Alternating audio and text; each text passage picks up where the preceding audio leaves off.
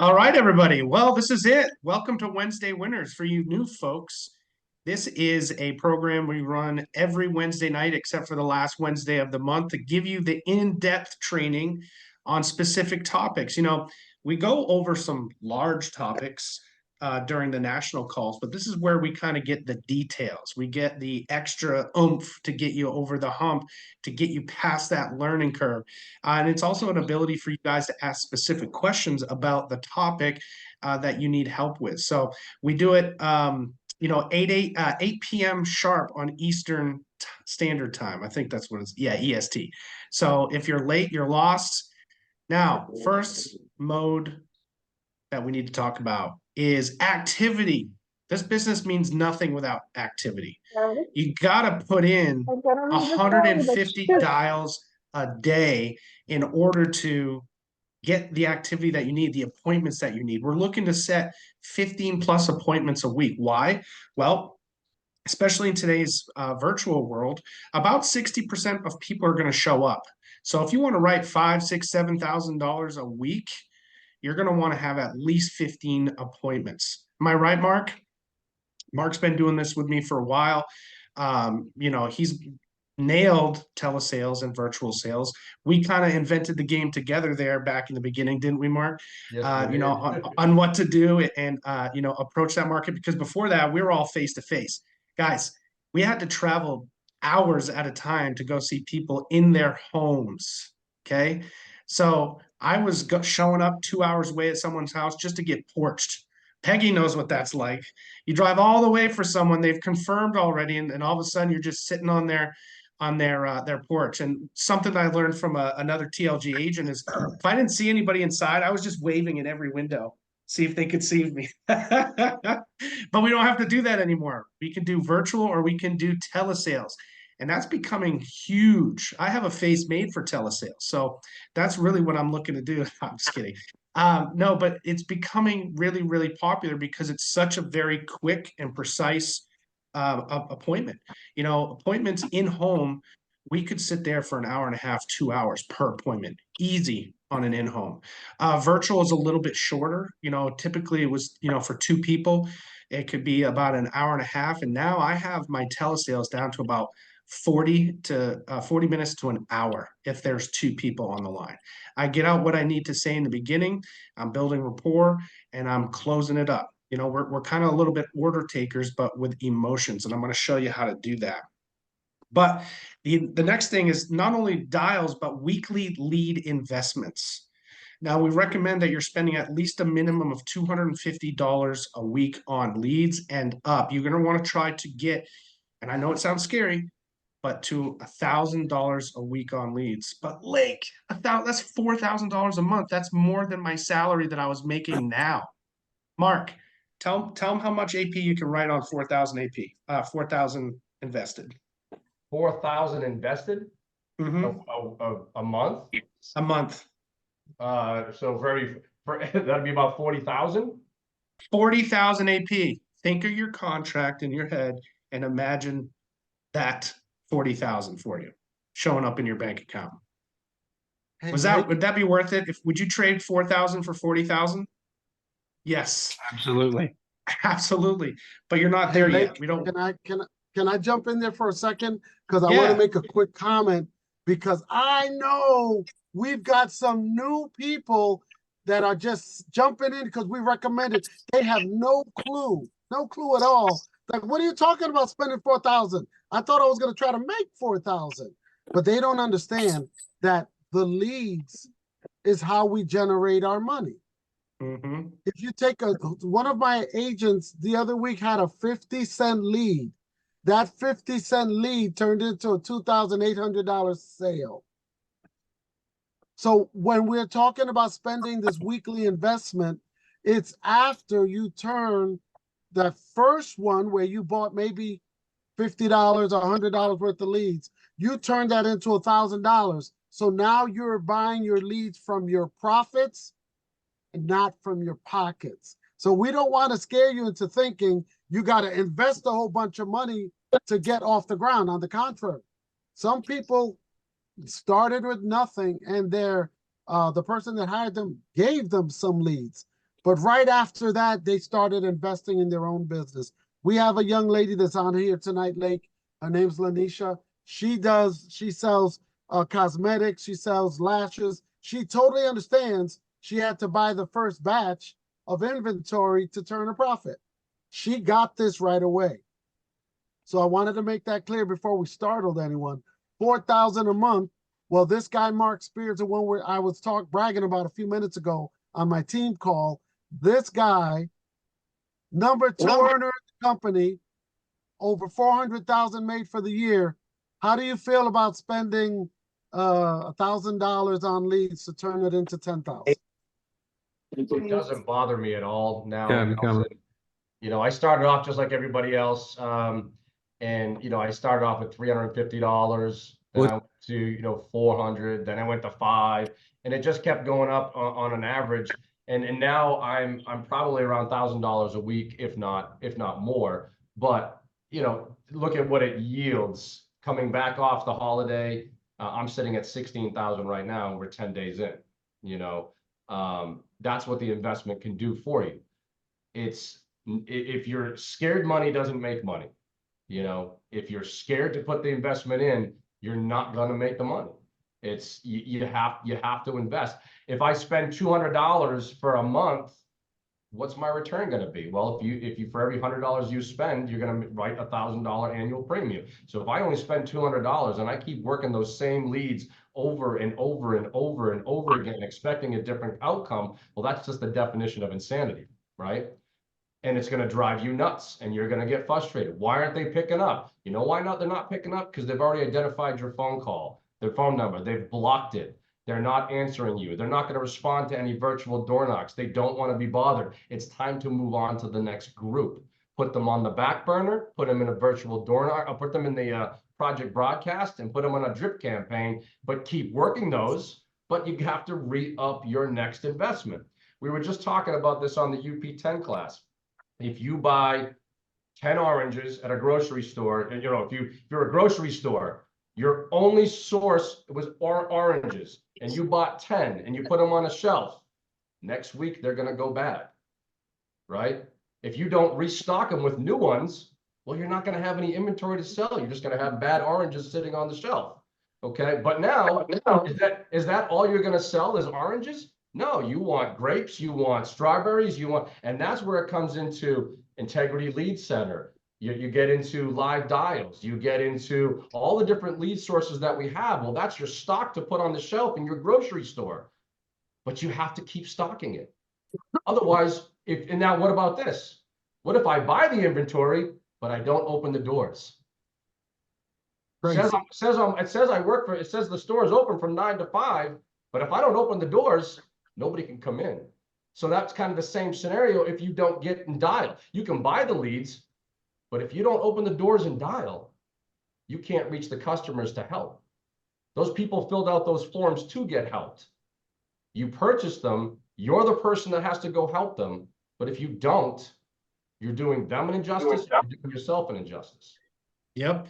And I love how we're all in alignment here, because I was just about to say we're going to start you where you're comfortable, and then, you know, raise your belief level and show you what you can actually do with your lead investment.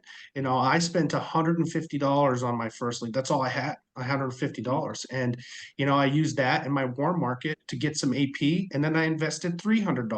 Okay. Which is a lot of money, but guess what? I made 3,000 AP, and I just kept that momentum going. And that's what we're talking about. We're never going to push you past. We're never going to make you go broke. Okay. We're going to change your broke mindset, but we're going to start you where you're at comfortably financially to get rolling in those leads. Those are our inventory. So with telesales, it's pretty amazing what you can get done in about 45 minutes to an hour. Everybody's different. Everybody has their own style. You know, Mark, I think Mark is still at the hour 15, hour and a half mark with most of your clients, right? Yep. And that's fine. That's fine. You just don't want to go over 2 hours. You lose your client's interest and they get antsy after 2 hours. Okay. Keep chatter at a minimum. When you get along with somebody, it's easy just to look at the clock and see that you've been talking to them for 15 minutes. right? But you're trying to help them accomplish a goal. And if you can't do that in a certain period of time, you might not be able to help them. So, when you're setting up the sale, first off, when I get on the phone with them, I'm going to talk about something simple. You know, I'm going to do some research of the state that they're in, the area that they're in. I'm going to look at the radar, the weather the last couple of days. I'm going to look if there's any theme parks nearby. I'm going to look at their house on Zillow to see where their house is, right? I'm going to talk about something in the area that they're familiar with to relate me to being familiar with them. Okay. And I'm just going to chat them up, especially if they're a couple. I'm going to ask them how they met. I'm going to ask them who asked who out first. I'm going to ask them, questions about, hey, if you've been together for 30 years, how did you make it that long? Any tips or tricks for a newbie? I just been married for 2 years, right? I'm going to get the love flowing between both of them first, but I'm not going to spend all night on it. Okay. Telesales is about having a conversation with somebody and it just involves insurance. You're also becoming a problem solver. Okay, so you're solving their problem. What's the problem? They're not protected. They don't have any protection in place. Let's say if Joe dies and suddenly and he's making 100,000 a year, well, Mary just lost 100,000 a year and she can't afford to pay her mortgage. That's why they're on with you. Now, sometimes, new agents are going to get nervous, like, oh, I don't know, what to say. I don't know what to do. Well, we're going to load your lips. We're going to give you all the tools that you need to make that sale. We're going to tell you everything you need to know about the products in the beginning until you learn them pretty good yourself. So don't worry about that. The client has no idea on how the presentation is supposed to go. They have no idea. And so you have that as kind of a cloak that you can hide behind, right? Because in reality, it's just a conversation. So when you're talking to your clients, just feel comfortable, be relaxed. The more relaxed and confident you are, the better off they're going to read that from you. And the more conversational you are, the more they're going to let their guard down. It's simple sales. We don't force people into anything. If you did, you'd get a lot of chargebacks. Okay. We're not car salesmen here. We're not trying to push everybody into a brand new vehicle lease, right? That our manager tells us to sell. We're going to help them find a solution so that they can have some protection for their family. So when I'm doing the rapport, I'm going to cut it off actually. And this is a point of control. So within a couple minutes, I'm going to cut it off and say, oh guys, I'm sorry. Listen, I could probably talk your ear off all night, but I told you I would try to keep this short. I'm setting the tone. I'm setting the pace. Okay. They laugh about it. And then I get started with very pointed questions. The first thing I'm going to ask is why? Why did you want this? How I ask it is, guys, we talked a little bit about this on the phone, but tell me why this is important to you. That's a powerful statement because now they're pretty much selling themselves on it, right? Already. Why is this important? Well, I want to make sure if I croak tomorrow that Mary's going to be able to raise the kids without having to worry about a $2,000 a month payment on our mortgage. You're right, Joe. Most of my clients feel the same way you do. The next thing I'm going to ask them is say, hey, do you have anything in case something happened and you didn't have any insurance, like a plan B, like a 401k or some savings or something else? Sometimes they'll say, yeah, I have a life insurance policy from work, and I said, okay, you're going to place whatever they say into its own little bucket, right? We're talking about mortgage protection. We're not talking about their work insurance. We're not talking about their 401k. But sometimes people use that as an excuse to say, well, I have a 401k. She can just use that if I die. So I'm getting that out of the way in the very beginning. So I'll say it again. What would you have in place as a plan B if you didn't have any insurance for this? Well, I have a 401k. Like I'll say, okay, well, it took a long time to build up that 401k, didn't it? Do you want your wife to use the 401k if you pass away to pay off the mortgage? And then what are they going to say? No. So they've already put that out of their mind that that's not an option to use. If they have work insurance, okay, so that was income replacement. You wanted to have extra income when you pass away. Do you want her to have to eat that up with a mortgage? No. Okay, so I'm getting that information out of them right in the beginning. What is this doing, Mark? This is getting the objections handled before they even happen. Now, the final question I'm going to ask them is I'm going to say, guys, listen, really, we know we want to protect each other. That's pretty obvious, right? The real question is here is how do we make it fit our budget? That's the most important thing. So if we can find something that fits your budget, is there anything else that would hold you back from protecting each other? You see how I'm asking very close-ended questions, okay? I've made them say no several times. And if they say no to that one, 9 times out of 10, you've already made the sale. Now you just need to explain it and how that product relates to them, and then you can go in for the close. So I'll say that one more time. Guys, if we can make this payment work for you, is there anything else that would hold you back from protecting each other today? Now, sometimes people won't give you a straight answer. They won't say no. And if they don't say just no, they're stammering for something else. They're trying to find a reason. They'll say, well, if the payment works out, yeah, we got a really tight budget. I'm just going to repeat myself. I said, okay, totally understand. Budget is important. But other than budget, we've got something that fits the budget. Is there anything else that would hold you back? So I'm trying to flush out if they have a financial advisor. I'm trying to flush out if they have other concerns about the product that I need to talk to them about, because I'm not gonna, if I can't get past an objection in the first 10 minutes, they're probably not my client. If a client is struggling with me about cost in the very beginning and just wants cost right up front, I don't want any of this fluff. I just want you to tell me what it is and this and that. He's just wants an excuse to say no and leave the call. And so I'm not going to let him win. I'm not going to let him win.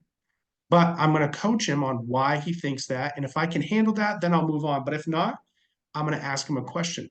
Okay, on a scale of 1 to 10, how important is this really to protect your family? They say anything less than a 7, I say, okay, well, since it's not that important, I don't want to waste your time. Why don't you guys give me a call when you're a 7 or above, and we'll make sure we get this protection in place. It sounds like it's not a good time for you right now. You know why I do that? Because I could be dialing the last 50 minutes of the hour I already booked to book 2 more appointments in its place. It's just simple efficiency. Okay. So now that I've asked them the soft closing question, let's say they're pretty easygoing. They say, no, nothing else will hold us back. Now what do you do? What's the next step? Well, you're already going to have your numbers prepared. You already have talked to your upline about what you should do, what the product does, how it's going to help them, and whatnot. So now talk to your upline about this because it's different for each upline, but you're going to have a PDF version of your presentation ready to go. You're going to have it saved to your phone, and you're going to send them a text message with that presentation. But something very important you should know is that you're not going to send them the numbers right then and there. You're just going to send them the presentation part. Because if you send them the whole presentation of the numbers, all Joe has to do is look down at, oh, it's $150. No, thanks, bye. And just hang up the phone. You just gave away your only leverage in this sale. Okay. So you're going to send them a PDF and you're going to say, okay, well, take a look at the text I sent you. Can you see that? Okay. Okay, great. Can you read that first part aloud for me? Right? Okay, so now we're on the same page. Got it. Now on page 1, and you're just going to walk them through the presentation like you would a virtual sale or an in-home. Nelson has a great way of doing it second way. I think he just left a second ago, but No, I'm right here. yeah, so kind of tell them about your segue when you're sending them the text message with the PDF. I get them to click on, I use my hi hello because it's already in there, and I get them to look at it. And you're referring to when I'm talking to them and explaining the whole plan, right? Mm-hmm. So some people are high tech, some people are low tech, some people are no tech at all. So when I get them to look at it, I just say, hey, you know what I'd really like? I'd like you to see what the benefits are that you're going to be receiving. my clients love to know what they're getting. So would you like to see everything in writing? That way you feel comfortable. Once I get them to understand I'm full disclosure, they feel good. So I go ahead and send it to them and I say, hey, let's look at the first part, second part, we're reading it. But when I get to the living benefits, this is where I love to have fun. Because I got the husband, I got the wife there, and I say, hey, Joe, will you do me a favor? Will you read to Samantha what you're bringing her with the terminal illness rider? Will you read to her how you're protecting her? Because see, that's what a man feels really, really good about, that he's protecting his family. So I say it that way. And then when I go to the next part, critical illness, I'll say, hey, Samantha, will you read for Joe what the critical illness rider is going to do for the family? Once again, I'm putting her to read to Joe what she's seeing she's getting. Then I read the other part. I love to do the chronic illness rider myself because I close in on that one. And I make fun here and I'll say, hey, if you don't mind, I love the critical illness rider. This thing is better than an Aflac duck. And by that, I mean, it's going to give you, it's going to pay you in the event that you get injured or get sick and can't perform the daily living requirements. And then I tell them, hey, Joe, are you like me? Do you climb up the ladder to clean the gutter or do you get a guy? Oh, no, I do it myself. I know. But what if we fall and break our ankles? Can we get up and cook a meal without assistance? Well, no. Can we get up and take a shower without assistance? No. Well, guess what? And then I read to them what they're going to get. See, I make it interactive. One, it breaks the monotony, but two, I get them owning the policy. Joe, tell your wife what you're bringing her. Samantha, tell your husband what you want this to do for your family. They're talking, and always remember this phrase, and I give it back to Lake. Thank you for letting me share that. If you say it, they can doubt it. But if they say it, it's got to be true. So I get them to say it. Back to you, Lake. Appreciate you, Nelson. Yeah, he has a very unique way of doing that. And it helps because you're engaging both people at the same time, which can be hard on a telesale because in you know, you can look at people and you can move your head and your body language shifts attention. Well, there's none of that on the phone. So by doing that, you can involve both of them, right? Make sure they're both there because, you know, on a telesale, I can't tell you how many times I'll be talking to Mary and then I'll go to Joe and she's like, oh, he went to the bathroom. Oh, okay. And then I'm just, you know, I'm not going to continue until Joe is back. But that allows me to double check that Joe is going to hear everything that Mary's going to hear. Okay. So if someone does that, just have a conversation, just small talk until Joe's back. Okay. Don't even make a big deal with it. Just talk to him. Okay. So when you're talking about the living benefits or the mortgage payment protection, you want to use stories that your clients can relate to. So if your client rides motorcycles, how are they going to die in your presentation? Probably by motorcycle. Okay. So right before I get to the numbers, I'm going to be like, Joe, you went on a motorcycle ride tomorrow morning and you didn't come home. Now you're gone. Your income's gone. Mary can't pay for the mortgage very well. So you're dead. Mary, what does that look like for you? Matter of fact, what does the last 30 days look like without Joe? What did you have to do? I need them to be in a scenario that this has actually happened that they can relate to, right? Because I know they both know if they ride motorcycles, they know people who've gotten gravely injured or killed, right? That's a pretty easy one to pick on. If they're a logger or if they work in an oil field, they all know of a story of someone who died, right? Another easy one, cancer. If you don't have any stories, talk about someone who died of cancer, right? Everybody knows someone who died of cancer. It's that serious. So you're going to bring up that emotion and let her speak.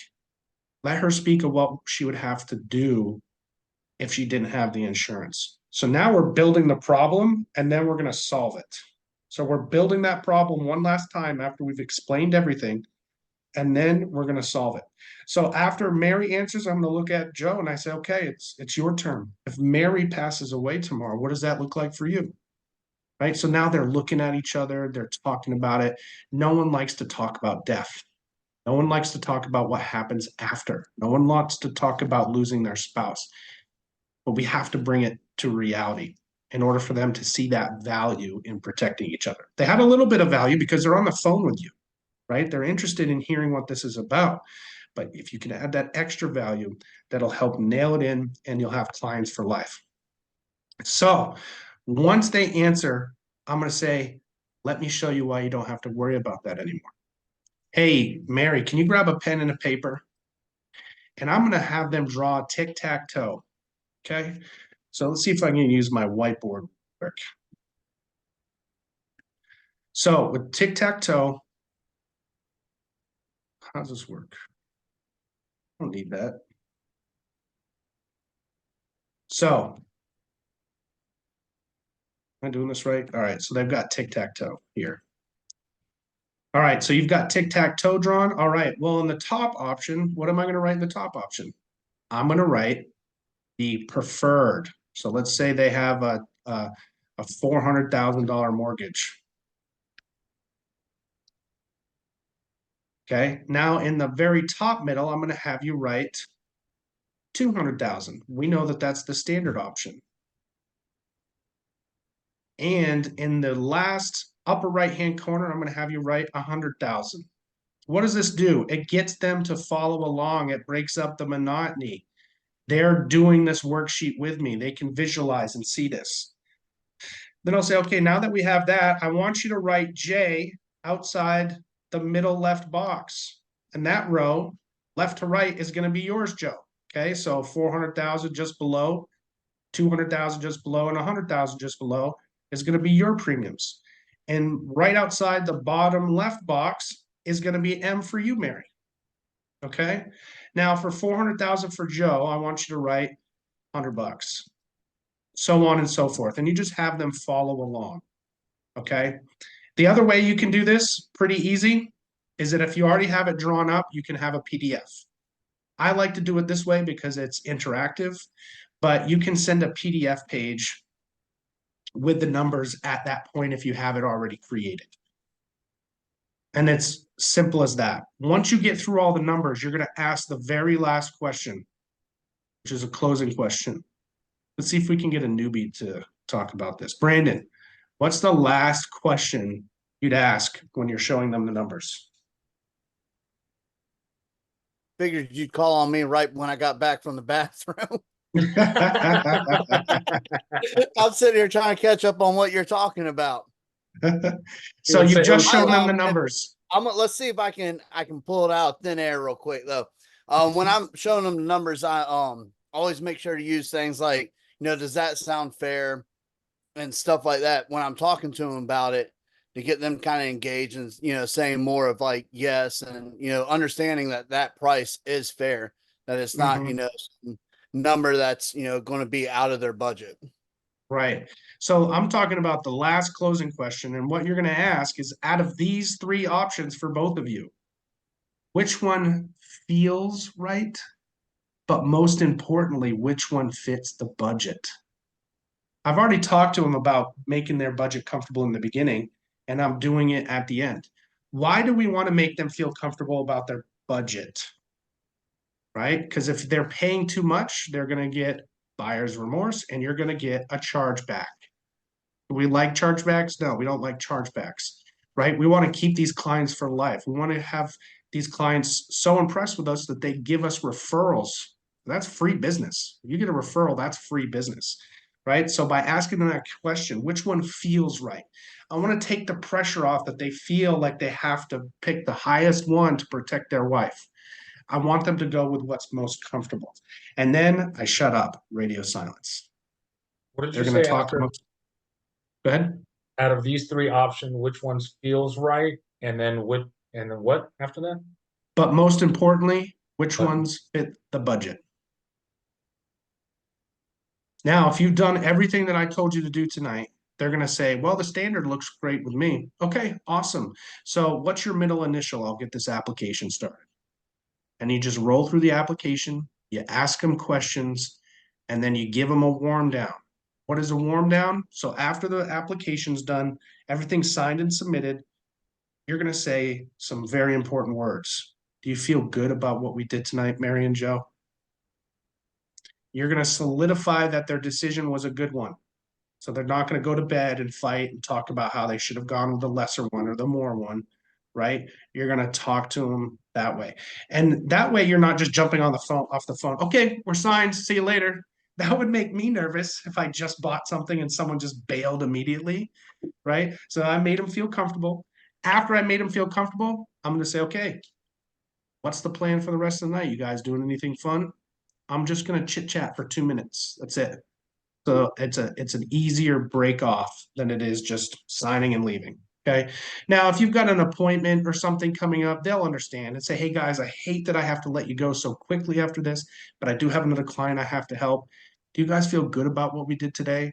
Awesome. I'll reach out to you as soon as it's approved or if we need any additional info. And that's fine if you're booking in tight. Okay. So that, in a nutshell, is how you're going to do some successful telesales. So I'm going to start taking questions right now, and I see Peggy has already got one. Yes, so when you said, okay, what's your middle initial? We'll get this application started. Do you have the e-app already opened up on your computer, or how do you do that? Yep, so I'll have the website up and I'll just refresh it, log back in if needed, and get right to the e-app. But once you start to get good at this, you know what the first questions are going to be on each e-app. So Right. I'll just start asking them, where were you born? Is that the correct street address until I'm all loaded in, and then I can start asking the questions word for word. So you're the doing the application. e-app while you're on the phone, on the computer or on your phone or what? So my phone is right next to my computer on speaker. Okay. I'm typing as I'm talking to them. Oh, okay. Good question. Okay, cool. Peter, Hey, what's up? No, sorry, I was trying to write down just that you were talking about this one, but when you say if we can make this payment work out, what was that line? Okay, so Basically, like you were like, this is dude, usually you're my line. serious. Yeah. Guys, if this was free, we'd be done by now, right? Well, it's not free. So if we can find that sweet spot for you on premiums, make sure it fits your budget.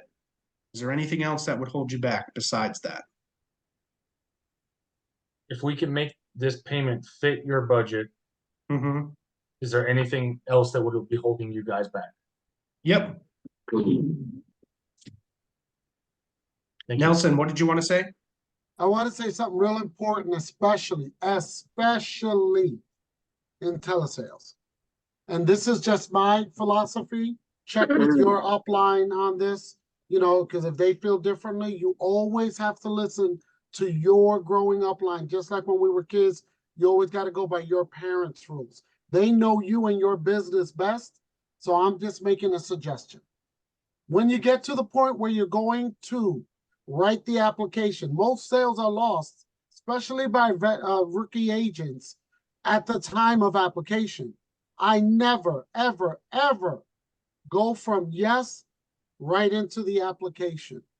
I want to make sure, especially on a telesale, because there's a large chance that you're going to make a mistake and write numbers wrong and so on and so forth. So I use a cheat sheet, as I call it, but it's a client profile sheet. And what I do is I ask all the pertinent questions that I know up front before I get into the application. So I start off with an innocuous question, a safe one. I say, so who's going to be your beneficiary? Oh, it's going to be each other. Oh, you can't put my name in there anywhere. Oh, okay. So Joe, you're going to do Mary, and Mary, you're going to do Joe. Fantastic. I just need to know the first and last name of your doctor and the last time you saw him. Okay, boom, boom, boom. And just to remember all the medications we talked about. And I'm just going to go over just some of this easy information that they're going to be comfortable. And I'm going to put them in a pattern of just give me the information, answer my question. Then we say, okay, I just need to verify your ID to make sure you're not your evil twin brother. Ha ha ha ha. What's your driver's license number? Okay, great. What's the expiration? And then your social. Okay. If they're gonna balk at something, I want them to do it now. Because if I'm going through the application line by line by line and getting the spouse's information and not the, or rather getting the insured's information, but not his spouse, his wife is sitting there and she might be kicking him under the table like, we're really going to do this? We didn't even talk about it. But if I'm asking, ma'am, what's your social and what's your sir and what's your ID number and blah, and I'm going through the whole process, they're engaged. And if they're going to give me trouble with anything, I can handle it then. But if I'm going through a whole half hour getting all this information and I don't write it down, now if they get declined with the miracle, I got to go back and ask them all the questions all over again when I go to Forrester's. So I'd like to get all the information from both at the same time. And if I have trouble with banking, I'll handle it right now. If they're going to give me trouble with their social, they're probably going to give me trouble with their banking. So why not just eliminate it? It's about credibility. Prove who you are. Maybe get your upline on the line. Help close the deal. Get the rest of the information, and now let them relax. Sit back while you put all the information in, and they're watching you comfortably if you're doing a Zoom, and if not, they're talking with each other, and you're making small talk because you're not staring at the computer and trying to remember everything. You can make small talks. Hey, so what's the weather like over there? Oh, really? Tap, tap, tap, tap, tap. You're inputting all the information peacefully while they're talking with you because you've got it all written down. And then if you need to re-verify it, it's written down. If you type it in wrong, you're not going to know until you hit enter or until you get something that kicks it out. So I'm very adamant about don't input the information on my team, that is. Don't put the information directly into the application. Get the profile complete, the pertinent questions, then go to the application. So I hope that helps. Back to you, Lake. All right. Do we have any other questions on telesales? Diane, what's up? So listening to the things that you're doing, one of my concerns on telesales that I come across, and I just kind of want your opinions and maybe some of the others, when you are working with a couple on the telesale, and like you said, the guy went to the bathroom and you didn't know it. What if you're talking and you can tell one of them is not engaging, one of them is not participating, like they have no interest in this?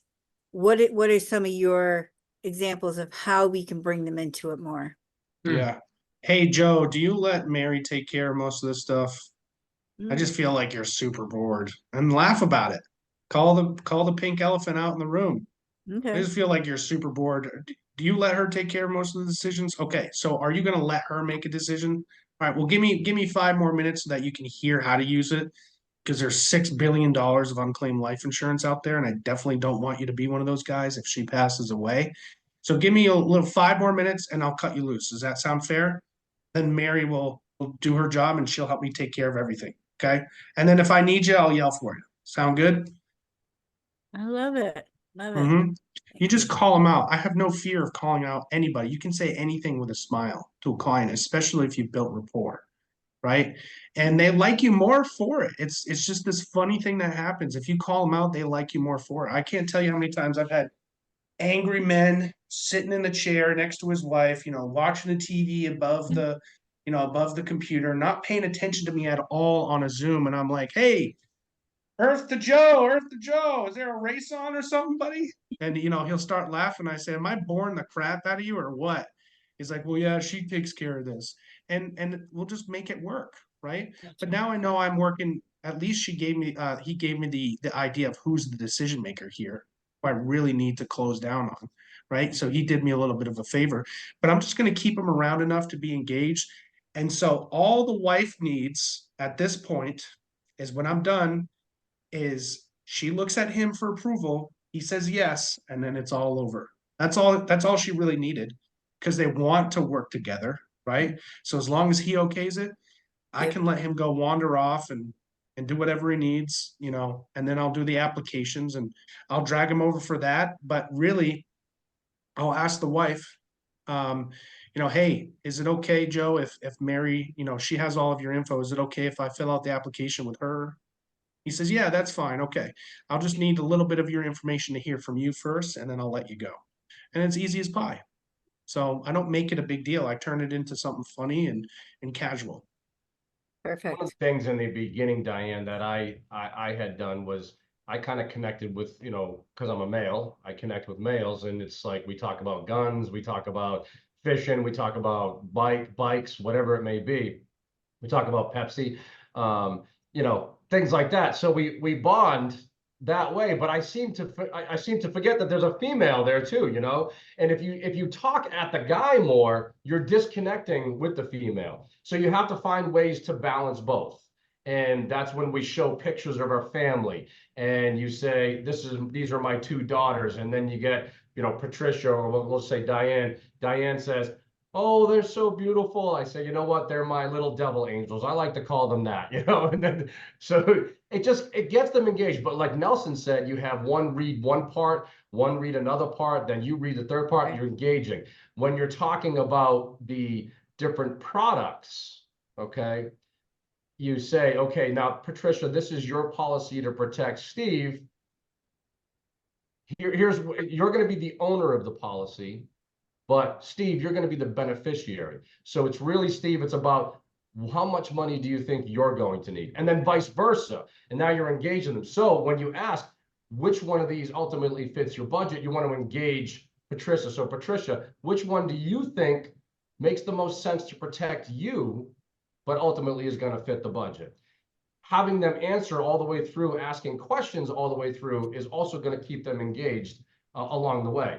But if you like said, if you see them to the point where they're just that monotone, things like that, cracking jokes does help a lot. It's just a matter of being tasteful when you do it. Things like Right. that. And you can have the idea of the level you can take the joke to if they're already swearing, right? If they're already saying things, I'm not going to say anything incredibly vulgar, but I'll throw in a swear word here or there if they're already swearing. For down home rednecks here in Maine, they don't want a prim and proper, suited guy. They hate that guy. So they want a rough and tough guy that can say, yeah, absolutely. I ride my four wheelers once in a while, just like, just mimic their personality, So I'll also explain, in every presentation I do, I explain why it's more expensive for a male than it is for a female. Because the average lifespan of a female is 85, the average lifespan of a male is 74, right? But when it comes to accidental policies, so I say, Tim, Tina, even if you were the same age, okay, same height, weight, same smoking status, it's still going to be more expensive for a male than it is for a female. And when it comes to an accidental policies, it's even more expensive for a male because we just do a lot more dumb things. Right, Steve? Mm-hmm. Gets her laughing. Now, let's say I'm going through the application and I'll start asking, do you suffer from any type of dementia, mental incapacity? Tina, don't answer that. Yeah. And I'm asking for Tim and I'll say, Tina, don't answer that. And just she'll start laughing. So there's little things along the way that you can keep them engaged and keep joking with them, keep it light, and but ultimately, again, keep them engaged and having fun with it. Yeah. And I'll That's say good. I'll say speed words too. Like after I ask the soft close question, I say, okay, before we finish up, right? Because I'm resetting the clock when I say that, right? I've told them it's going to take 15 minutes. It is going to take 15 minutes for me to explain everything, but it's not going to take 15 minutes to include applications. Okay. So I'll say, okay, well, I'm going to show you this before we finish up. All right. That resets the clock. So if they were antsy, now they're calmed down. And then I'll say, okay, this last thing right here. All right. So I'm using that speed language. I'm doing the same pace that I do with everybody else, but it makes them feel a little bit more comfortable. And I do the same thing Mark does. If I'm asking the dementia question, hey, have you ever had any Alzheimer's or dementia, if you can remember? I'll just wait on that one. And then it'll kick in after a couple seconds and then they'll start laughing. It's like, not that I know of, and I say, can you just spin, if I'm on a Zoom, can you spin the camera around to make sure there's no, hospice workers in there that I should know about, anything like that, get them to laugh a little bit. So humor can be a great tool to disarm people, right? So JP, what's up, man? Hey, brother. Pardon me if you're my children. And I also want to recognize the obvious battle between Pepsi and Coke between Nelson and Mark. That's awesome. Yes. So one of the things that I've struggled with is specifically today, it happened a couple times, well, one time, and even on a phone call trying to set it, is coming across as the authority. We have to have this mindset where we are really the best person they've ever met. And I was wondering if you or Nelson or Mark could speak to that. Occasionally, I still struggle with that, and I'd like to learn more. Yeah. So, if your buddy comes up to you on the golf course and you guys are golfing and he taps you on the back and says, "Hey, buddy, let's go get another beer." What are you going to do? You're going to go get another beer with him, right? Sure. So that's all I'm doing. I'm just leading them friendly around with a smile, right? You could lead them right into a pit sometimes, right? There, you're just lulling them, you're just talking to them, and then boom, push them into a sand pit. But that's how we do it. We're not gonna be firm in a sense and stoic and we're not gonna be stern about it. You know what I mean? I'm not gonna be like, you are gonna do this right now. That's not how we're going to do it. Like we would Sure. our children, right? And I know you're Yeah. not saying it that way, but you say you're feeling like you want to take authority, right? And you're just doing it by explaining how it's going to work in a friendly manner. Does that make sense for you? Sure, and I think you explain it right. I'm not trying to say that I want to like all of a sudden take authority and be like whatever. Mm-hmm. But when somebody sets an appointment with their CPA and they make a recommendation, they don't go, "Nah, I'm going to do it by myself." When they're with an Mhm. attorney, they don't go, I'm going to represent myself." And I think Mhm. occasionally, sometimes you have to make a professional recommendation. And we have a Mhm. license for it. We're professionals, and sometimes coming across as being that consummate professional matters. And I felt the need a couple times, and I felt like I've slipped on it. I mean, I can always call Jared or talk to you or Mark or whatever Mhm. Offline, but I thought maybe it would help and maybe give me an answer and help some other people. That's all. So a specific situation that I'm thinking of is that if they're having a hard time deciding, right? This is where you can become the professional here. And this is the only time I really brag about myself. Hey guys, I've been doing this a while. Okay. Do you want to know what most of my clients choose? So I'm not making it about them making a decision. I'm saying what most of my clients. And by saying Right. I've done this a while, that carries weight, that carries authority. And I'm just going to tell them to go for the standard, right? And if that doesn't work, I'm going to tell them to go for the basic and say, hey, listen, you can always raise up your insurance coverage later on. Let's start with something that in a bad year you can still afford. Okay. I'll fight people. If they're having a real hard time, I'll fight them in the sense it's like, are you sure that's going to work? I want to make sure. Okay, you said you're having a bad winter. There's going to be bad winters every year. So the worst thing that can happen is that we signed up for this now, you realize it's too much money, and then another bad winter comes. So why don't we just do the basic? That's what most of my clients choose in this situation, right? So you can present your authority that way. Mark, you had something to say? Yeah, I mean, I'm gonna give you an example, Jonathan, of a client that I just dealt with. And first thing, she's 67 years old. She is healthy.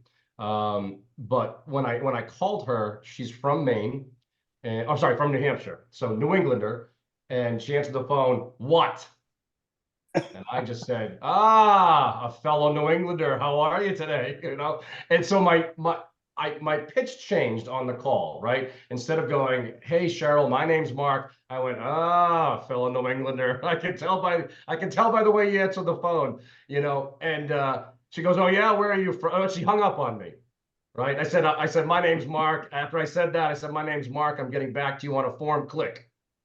So I sent over the virtual door knock. I'm sorry we got disconnected. You must have thought I was a telemarketer. And here's the form. Here's my license. And here's my signature, basically, and my digital business card. She called me back. She said, all right, so you're the only idiot, and I'm not calling you an idiot, but of all these people that have called me, I like to call them idiots. You're the only one that sent me over your credentials, so I'm going to deal with you. Okay, great. Exactly. So Easy as now that. I move If I could, into sorry. I move into the actual meeting with her today. And during the meeting, I said to her, Cheryl, listen, I'm gonna handle this in a different way.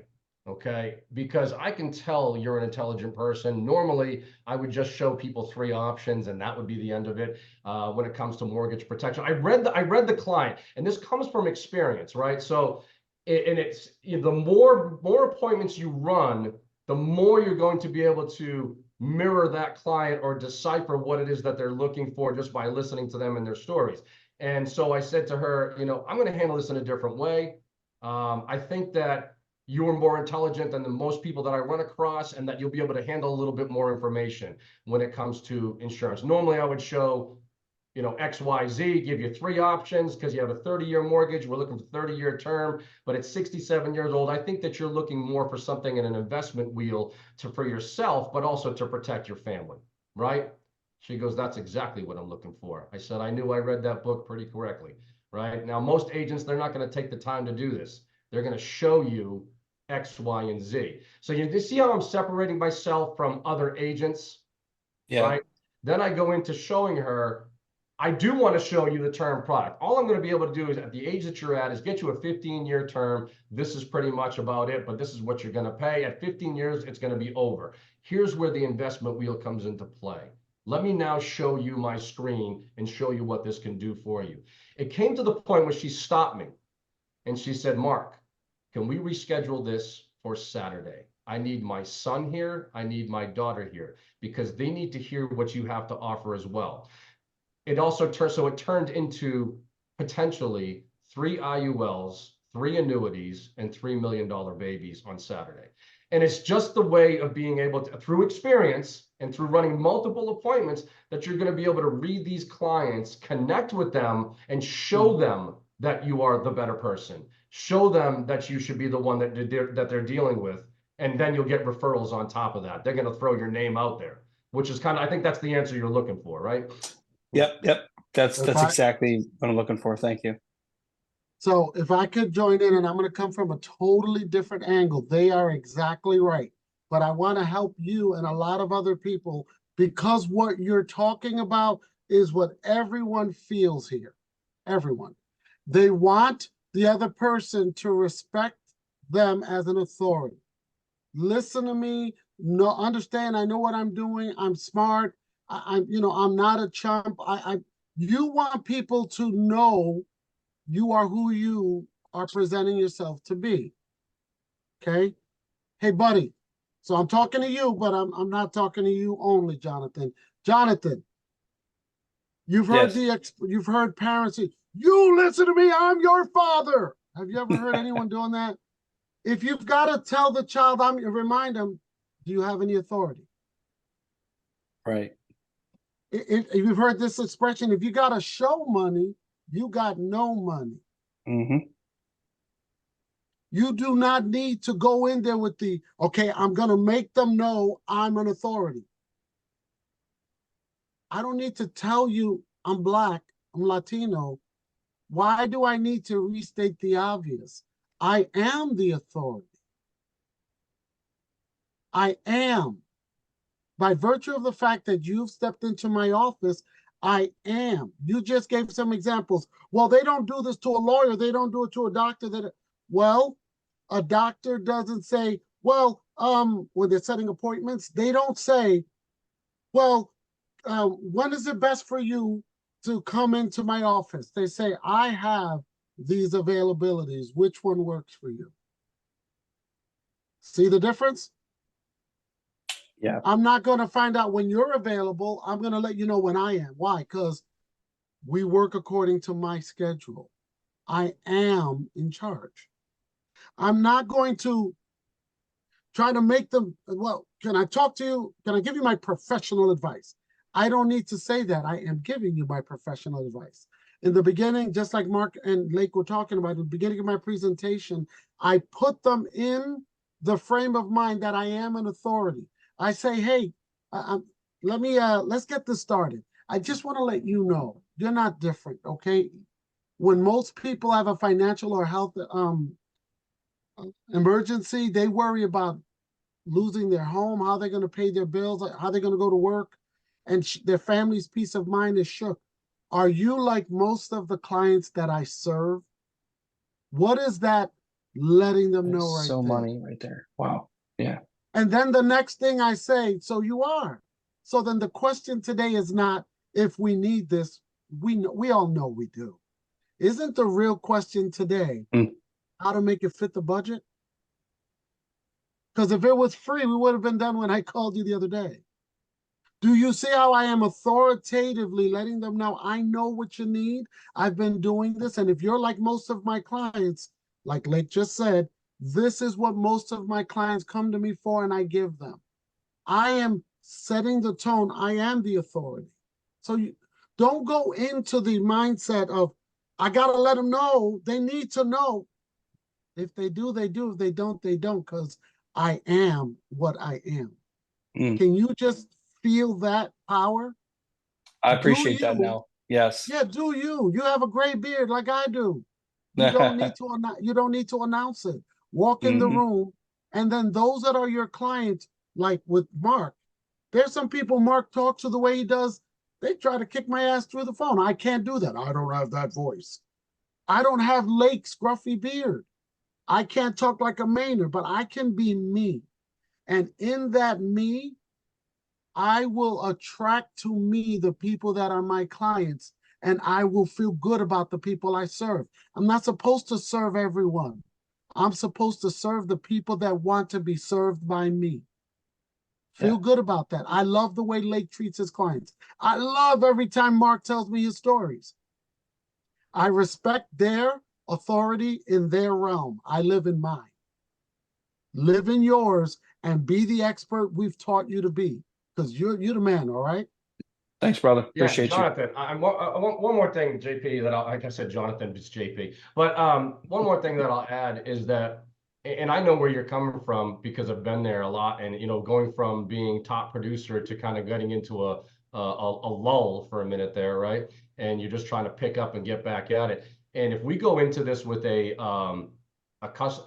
an I need mentality, I need to make this sale, I have to do this, I need the money, I need to support my family. If you're going in that with that mentality, the client is going to feel it.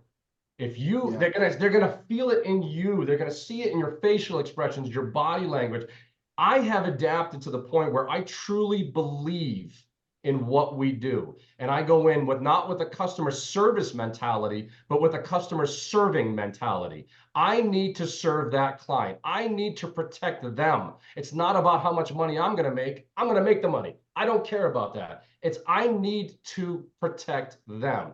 And I'll give you a story that I tell to every client. My stepfather is gonna die soon. I don't know when he's gonna. He picked a scab on his back, okay? And it was melanoma. He didn't know it.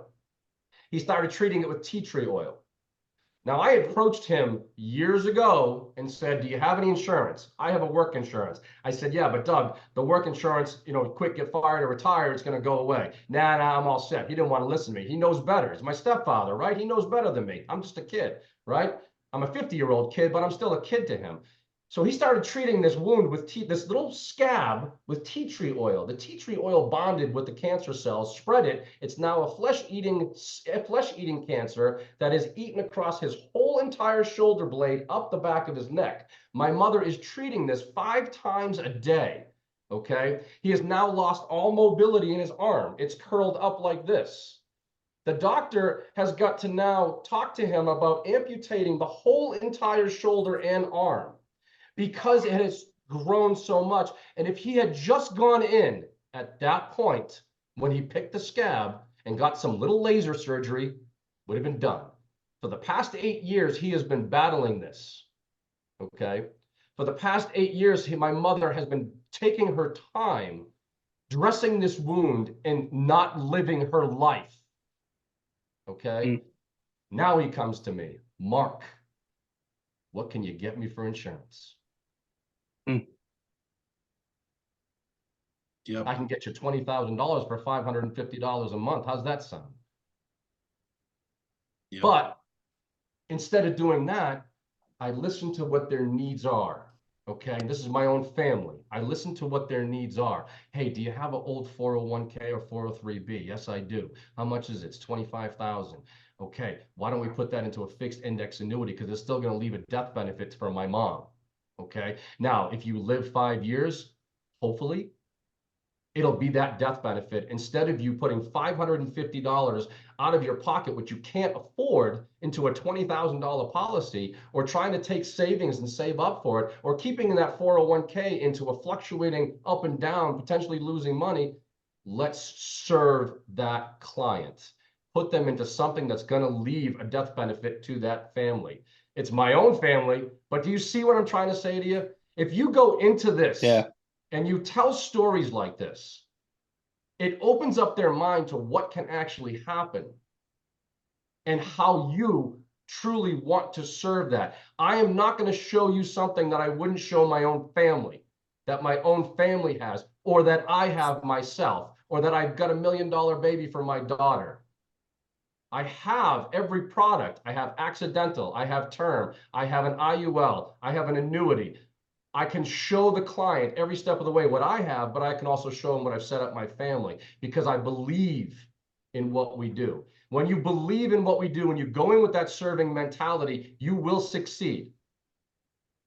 If you go in with that I need mentality, they're going to feel it and they're going to back off, and they're not going to trust you. People do not buy from people they don't like and they don't trust. I hope that helps. I appreciate all you guys. Thank you. Awesome. Awesome. Well, it's we're a little past time, so I'm going to shut it down. But guys, this was a great call. We had some great questions from some new people. We didn't get to answer all the questions, but talk to your upline if you do have a question, or save it for the 30K mindset call coming up on Friday at 10 a.m. Eastern. That's when you can ask 20K partners and above any question that you have, and there's no such thing as a stupid question. So with that, I'm going to let you guys go and have a great night.